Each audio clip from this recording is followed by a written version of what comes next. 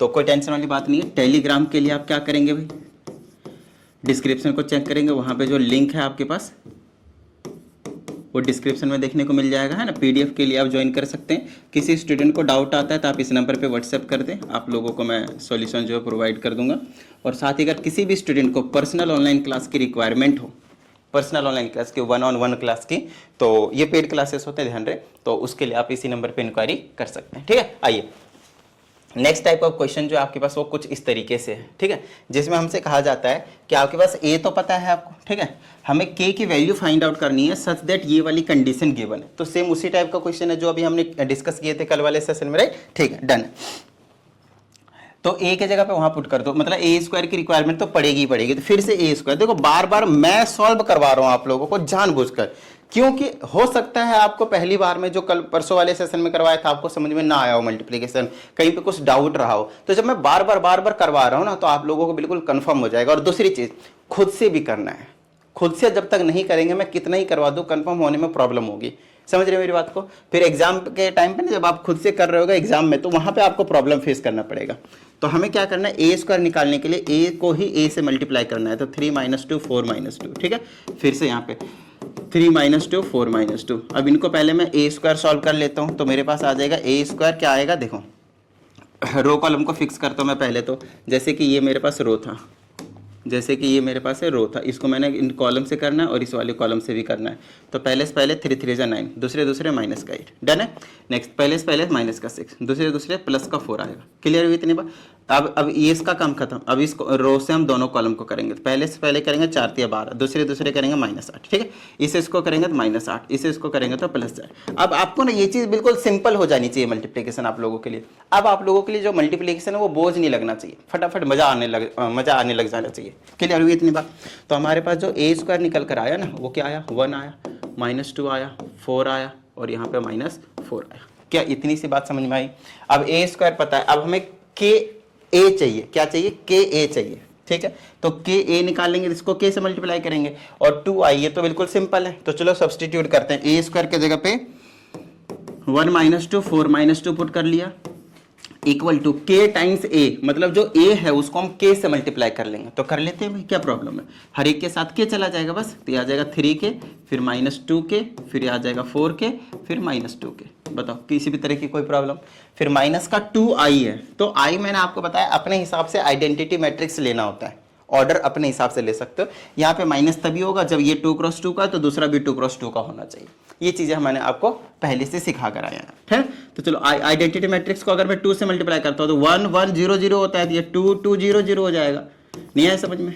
ऐसे देखो, ये 1 है, ये 1 है, 0 0, ये 2 × 2 का आइडेंटिटी मैट्रिक्स है। अगर मैं इसको 2 से मल्टीप्लाई करता हूँ तो ये भी सभी मल्टीप्लाई होंगे। 0 वाला 0 रहेगा, 1 वाले डबल हो जाएंगे। क्लियर हुई इतनी बात, डन है। चलो अब क्या करें भाई, अब इनको सॉल्व करेंगे और यहां से हम किस तरीके से के की वैल्यू निकालेंगे। लेफ्ट हैंड साइड में तो यही रहने वाला आपके पास -4। अब इनको माइनस कर लो पहले, तो ये आ जाएगा 3 के -2। क्लियर हुई इतनी, 3 के -2। फिर यहां से निकालेंगे तो आ जाएगा -2 के। क्या आ जाएगा, -2 के। फिर यहां से सॉल्व करेंगे भाई, यहां से सॉल्व करेंगे तो आ जाएगा 4 के। फिर यहां से सॉल्व करेंगे तो -2 के -2। क्लियर हुई। अब दो मैट्रिसेस आपको इक्वल दिख रहे हैं, तो कॉरेस्पॉन्डिंग एलिमेंट्स को आप इक्वल रख सकते हो और वहां से आप के की वैल्यू इजीली निकाल सकते हो। जैसे 1 को इसके इक्वल रखूंगा तो आ जाएगा 1 = 3 के -2। तो यहाँ से के की वैल्यू देखना कितना आया, 1 आया। अरे -2 इधर जाएगा प्लस का हो जाएगा, फिर इधर 3 जाके काट देगा बेचारे को, तो 1 बच जाएगा।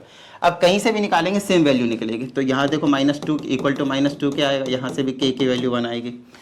4 इसके इक्वल लेकर जाओगे तो के की वैल्यू 1 आएगी, इसको इसके इक्वल लेकर जाओगे तो के की वैल्यू 1 आएगी। तो मतलब कहीं से भी किसी एक को कंपेयर करके आप के की जो वैल्यू है उसे फाइंड आउट कर लेंगे, आपका जो काम है वो बन जाने वाला है। क्लियर हुई इतनी बात।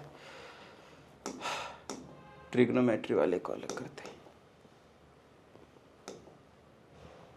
हाँ, तो अब आते हैं इस वाले क्वेश्चन के ऊपर, ठीक है।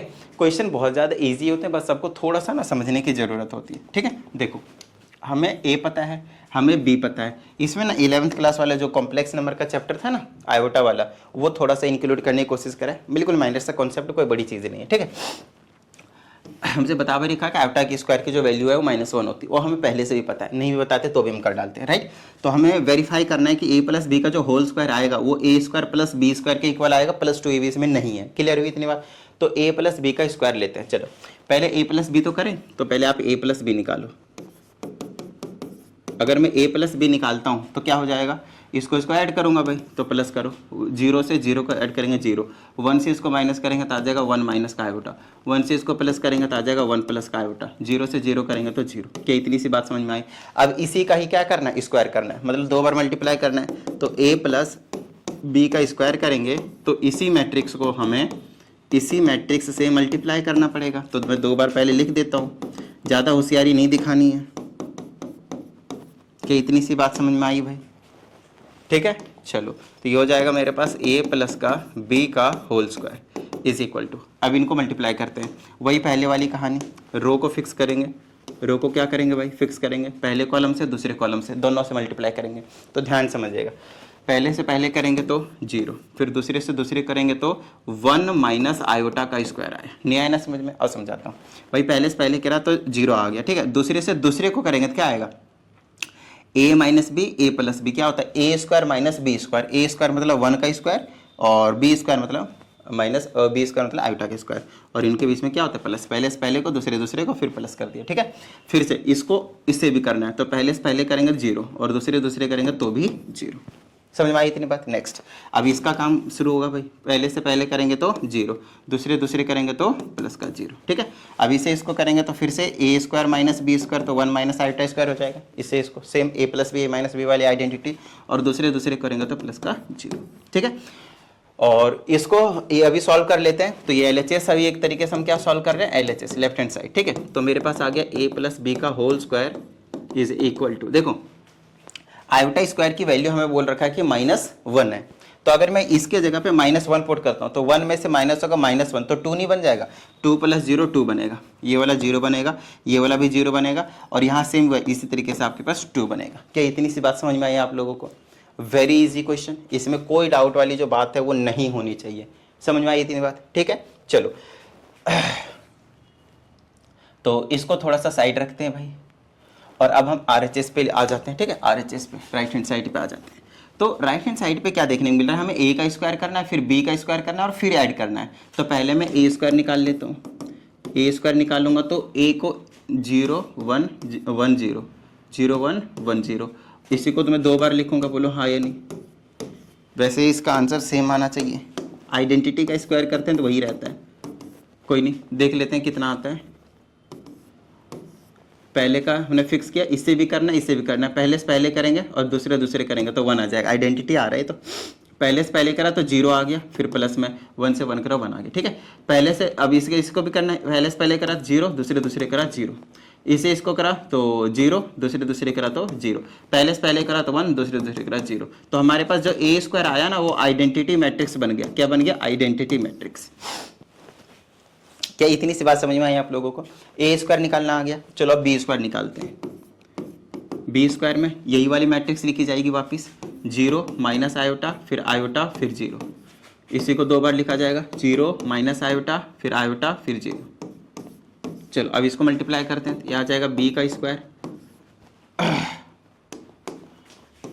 ये देखो इससे हमें इसको भी करना है और इसको भी करना है। मैं बार बार मल्टीप्लाई जानबूझकर कर रहा हूँ ताकि आप लोगों को कुछ डाउट हो तो क्लियर हो जाए। समझ रहे हो मेरी बात को? पहले से पहले करेंगे तो 0, दूसरे करेंगे तो माइनस का आयोटा, प्लस माइनस आयोटा का स्क्वायर हो जाएगा। ठीक है, नेक्स्ट इसे इसको करेंगे तो 0, और इसे इसको करेंगे तो क्या आ जाएगा मेरे पास, और इसे इसको करेंगे तो 0, इसको गायब करो, फिर इसे इसको करेंगे तो 0, इसे इसको करेंगे तो 0, नेक्स्ट इसे इसको करेंगे तो माइनस का आयोटा का स्क्वायर, इसे इसको करेंगे तो प्लस का 0।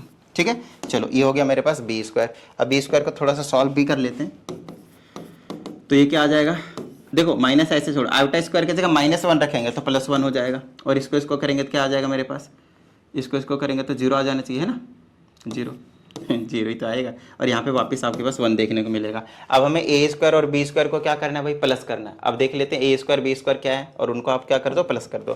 तो ये रहा a स्क्वायर, ये रहा b स्क्वायर, दोनों को ऐड करो तो ये आ जाएगा मेरे पास a square plus b square. ठीक है, ऐड करते हैं, 1 1 2 0 0 0 0 1 1 2। तो क्या ये लेफ्ट हैंड साइड और राइट हैंड साइड आपके पास इक्वल आया ना? बिल्कुल सही बात। इसका मतलब ये है कि हमने बिल्कुल क्वेश्चन को सही सॉल्व किया था, राइट। चलो उम्मीद करते हैं समझ में आया होगा ये वाला क्वेश्चन भी। एक ये क्वेश्चन है और एक ये क्वेश्चन, ये दोनों क्वेश्चन को अभी थोड़ी देर के लिए आप छोड़ दीजिए क्योंकि ये दोनों ट्रिग्नोमेट्री से रिलेटेड है। तो ट्रिग्नोमेट्री वाले ना कल वाले सेशन में ये दोनों क्वेश्चनों को, सिर्फ इन दोनों क्वेश्चनों को बेहतरीन तरीके से हम डिस्कस करेंगे, ठीक है। अभी के लिए आप इस वाले क्वेश्चन को बेहतरीन तरीके से समझने की कोशिश करेंगे, ये भी बहुत ज़्यादा इंपॉर्टेंट क्वेश्चन है, ठीक है। चलो,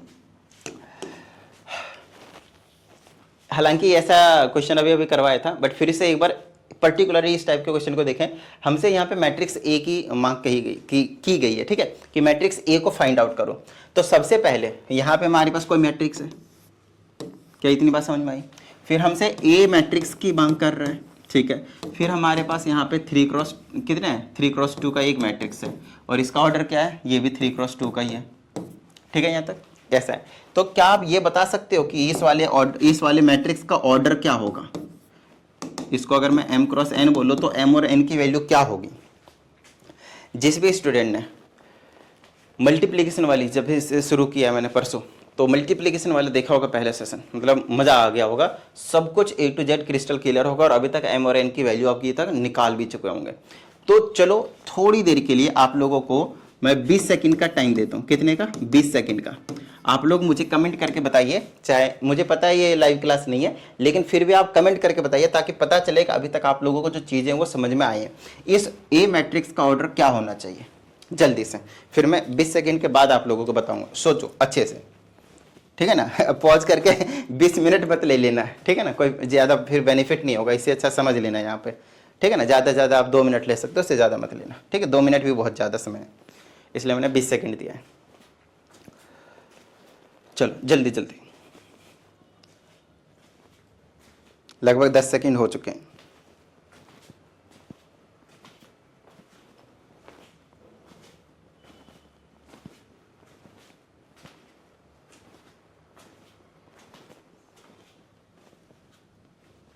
टाइम अप। चलो अब मैं आप लोगों को समझा देता हूँ कि किस तरीके से आपके पास इसका जो ऑर्डर है वो निकाला जाता है। सबसे पहली चीज़ देखें कि हमें बोल रहा है कि ये मैट्रिक्स को मल्टीप्लाई किया तब ये वाला मैट्रिक्स आया, तब ये वाला मैट्रिक्स आया। तो ये चीज़ हमें पहले से ही पता है कि 2 मैट्रिक्स का मल्टीप्लाई हो सकते हैं जब पहले का कॉलम और दूसरे का रो इक्वल हो, मतलब m की वैल्यू 2 होनी चाहिए। मल्टीप्लाई होकर आ रहा है, मतलब ये दोनों मल्टीप्लाई हो सकते हैं। तो मल्टीप्लाई हो सकते हैं तो पहले का कॉलम दूसरे का रो इक्वल होना चाहिए। क्या इतनी बात समझ में आई। दूसरी चीज़, मल्टीप्लाई होने के बाद जो मिलता है, पहले का कॉलम और दूसरे का रो मिलता है, पहले का रो और दूसरे का कॉलम मिलता है, माय मिस्टेक, पहले का रो और दूसरे का कॉलम जो बच जाता है सिंपली वही, ठीक है। और ये किसके इक्वल दे रखा है, जो रिजल्टेंट मैट्रिक्स आया है। इसका मतलब 3 तो ठीक है, लेकिन n की वैल्यू 2 आ गए, तो m की वैल्यू भी 2 है और n की वैल्यू भी 2 है। बोलो हाँ या नहीं। m की वैल्यू भी 2 है और n की वैल्यू भी क्या है, 2 है। तो मतलब हमें जो मैट्रिक्स लेना है a को, वो 2x2 का लेना है। क्या इतनी बात समझ में आई आप लोगों को। चलो अब इसको अगर मैं 2x2 का मैट्रिक्स ले लेता हूँ तो क्या समस्या भाई, कुछ भी नहीं। तो इसके जगह पे मैंने एक 2x2 का मैट्रिक्स लिख डाला जिसमें a b और c d लिखा, इसको 2x2 का कर दिया। बताओ कोई समस्या। अब a b c d की वैल्यू मुझे जैसे मिलेगा वैसे ही मुझे पता चल जाएगा a b c d की वैल्यू। बोलो हाँ या नहीं। डन है, मतलब a b c d की वैल्यू जैसे मिलेगा वैसे मुझे पता चल जाएगा a मैट्रिक्स की वैल्यू, ठीक है। चलो तो मल्टीप्लाई करना शुरू करें, पहले इन दोनों को मल्टीप्लाई करते हैं। अच्छा मल्टीप्लाई करेंगे तो ये आ जाएगा 3x2 है, तो ये आंसर आएगा 3x2 का। देखो कॉलम रो इक्वल है, तो आंसर जो बचा 3x2 वही इसका रिजल्टेंट मैट्रिक्स होगा। और इधर भी आपके पास 3x2 है भाई, तभी तो आप वैसे भी कंपेयर कर पाओगे ना, वैसे थोड़ी कंपेयर कर पाओगे जब तक दोनों तरफ इक्वल ऑर्डर का आपके पास मैट्रिक्स नहीं होंगे, राइट। तो वही काम यहाँ पे हम कर रहे हैं भाई। तो चलो इनको मल्टीप्लाई करते हैं पहले। तो इस तरह की मल्टीप्लिकेशन आप खास करके करने की कोशिश करें, क्योंकि बच्चे जो फंसते हैं वो इस टाइप के मल्टीप्लिकेशन में फंसते हैं, नॉर्मल मल्टीप्लिकेशन में ही फंसते हैं, न्यूमेरिक वाले में। अब पहला वाला ये लिया, फिक्स कर दिया, तो इससे भी करना है और इससे भी करना है, ठीक है। पहले से पहले करेंगे तो आ जाएगा 2a, दूसरे करेंगे माइनस का c। डन है। नेक्स्ट इससे इसको करेंगे तो आ जाएगा 2b और माइनस का d। फिर इससे करेंगे तो आ जाएगा 1a और ये तो c रहेगा, फिर प्लस का 0 लिखना चाहें आप लिख सकते हैं, ठीक है। इसे इसको फिर इसी को करेंगे तो आ जाएगा b प्लस का 0 रहेगा, अगर आप लिखना चाहें तो लिख सकते हैं। चलो इसे इसको करेंगे तो माइनस का 3a प्लस का 4c। फिर इसे इसको करेंगे माइनस का 3b प्लस का 4d प्लस का 4d। क्लियर हुई इतनी बात। अब 2 मैट्रिक्स इक्वल हैं तो आप कॉरेस्पॉन्डिंग एलिमेंट्स को भी इक्वल रखें और a b c d की वैल्यू निकाल डाले भाई। सबसे पहले मैं इसको कंपेयर करूंगा, इस वाले को 1 के इक्वल, तो a की वैल्यू तो 1 आ गई। फिर इस वाले को इसके इक्वल, तो b की वैल्यू -2 आ गई। समझ में आई इतनी बात। अब हमें पहले से पता है कि 2a माइनस सी जो है वो किसके इक्वल होगा, यहाँ से इसके वाले -1। a की वैल्यू 1 है तो 2 इंटू 1 2 ही रहेगा, minus C is equal to -1। c plus 1 equal to C बना तो c 2 plus 1 equal to C बना तो c की वैल्यू 3 आ गई, c की वैल्यू 3 आ गई। d वाला लो, यहाँ से ले लेते हैं तो ये आ जाएगा 2b माइनस का d इज इक्वल टू -8 और b के जगह पे हमारे पास माइनस का 2 हमने निकाल लिया है, बोलो हाँ या नहीं। ये हो जाएगा 2 दूनी -4 माइनस का d इज इक्वल टू -8 तो -4 plus 8 is equal to d, तो ये हो गया d की वैल्यू 4, d की वैल्यू हो गई 4। तो आपके पास ओवरऑल जो आंसर आया है ABCD वो आप इस तरह से लिखेंगे एट द एंड, कुछ इस तरह से कि हमने जो A मैट्रिक्स निकालना था वो था ABCD और हमने ABCD की वैल्यू क्योंकि निकाल लिया है तो ये आ जाएगा 1 -2 3 and 4। So this will be your final answer for this question. I hope आप सभी को सभी चीज़ें अभी तक के यहाँ पे क्लियर हो गए होंगे। ठीक है, चलिए मिलते हैं कल के सेशन में। ट्रिग्नोमेट्री वाले वो दोनों क्वेश्चनों को करवाऊंगा, फॉर्मूले वापस आप लोगों को ट्रिग्नोमेट्री वाले रिवाइज करवाऊंगा। मिलते हैं कल के सेशन में। जय हिंद।